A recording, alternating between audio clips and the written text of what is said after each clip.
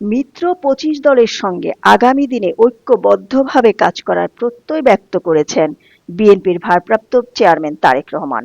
দলগুলোর নেতাদের উদ্দেশ্যে তিনি বলেন, দীর্ঘ আন্দোলন সংগ্রামের ধারাবাহিকতায় জুলাইয়ে ছাত্র জনতার অভ্যুত্থানে ফ্যাসিবাদের পতন হয়েছে।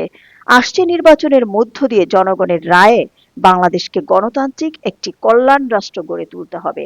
শুক্রবার মিত্র ২৫ দলের শীর্ষ নেতাদের সঙ্গে রুদ্ধদ্বার বৈঠকে তারেক রহমান এসব কথা বলেন।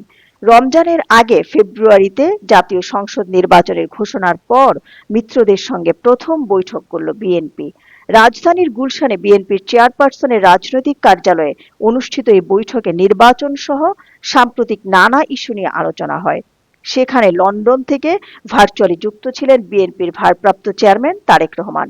বৈঠকে ১২ দলীয় জোট, ১১ দলের সমন্বয়ে জাতীয়তাবাদী সমমনা জোট, এলডিপি ও বাংলাদেশ লেবার পার্টি অংশ নেয়।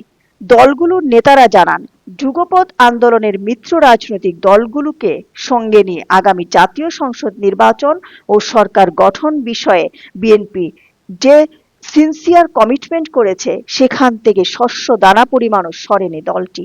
শুক্রবারের বৈঠক সূত্রে জানা যায়, ২ ঘণ্টা ব্যাপী এ বৈঠকে দেশের বর্তমান রাজনৈতিক পরিস্থিতি এবং করণীয় বিষয় নিয়ে আলোচনা হয়েছে। এ সময় বিএনপির মহাসচিব মির্জা ফখরুল ইসলাম আলমগীর, স্থায়ী কমিটির সদস্য নজরুল ইসলাম খান, ১২ দলীয় জোটের প্রধান সমন্বয়ক এবং জাতীয় পার্টি জাফর এর মোস্তফা জামাল হায়দার, বাংলাদেশ এলডিপির চেয়ারম্যান শাহাদাত হোসেন সেলিম, জাতীয়তাবাদী সমমনা জোটের সমন্বয়ক ও এলডিপির ডক্টর ফরিদুজ্জামান ফরহাদ, জাকপাট লুৎফর রহমান, এলডিপির মহাসচিব ডক্টর রেদওয়ান আহমেদ এবং লেবার পার্টির চেয়ারম্যান মুস্তাফিজুর রহমান ইরান নিজ নিজ জোট ও দলের পক্ষ থেকে বক্তব্য দেন। দিলরুবা খান, দৈনিক আর নিউজ।